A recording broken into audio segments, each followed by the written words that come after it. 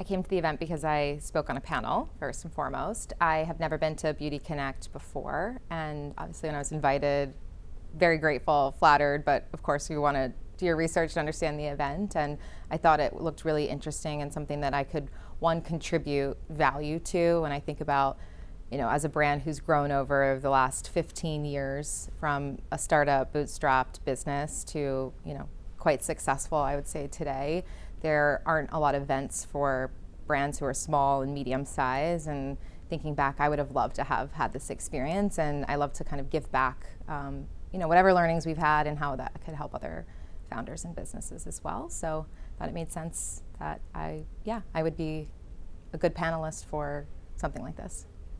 Yes, so I went to a workshop about logistics, supply chain, how to scale your business. Sounds like a super unsexy topic. A lot of times, I think marketing and D2C and the consumer get a lot of attention, especially at events like this. But the fundamentals is really what helps drive and grow your business, especially when you're trying to scale. Maybe you've reached 25 million, 50 million. How do you get to your business to the next level? Because you're quite scrappy, you have a small team, and eventually you turn around, you have a big team, and you need processes in place. And I thought it was really valuable for somebody who, is maybe smaller, medium-sized, under 50 million in revenue, to be able to, even if you're not ready to implement that, start to understand how companies who are larger are, putting in place an S&OP process. I hadn't even heard that word uttered until a few years ago.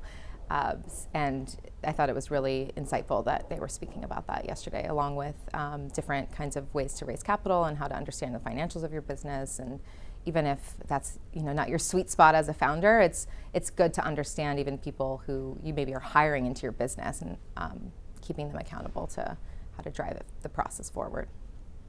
I think it's an investment in yourself as well as an investment for your business, right? To be able to come here, meet other people, connect. I think it's a quite intimate event. I've been to some events where you're by yourself, you're a little overwhelmed with all the people that are there, and the elevation of maybe the different people who are coming and speaking are a lot bigger than maybe where you're at today. And I think it's a good blend for whether you're a bigger business or a smaller business to be able to be inspired, to connect.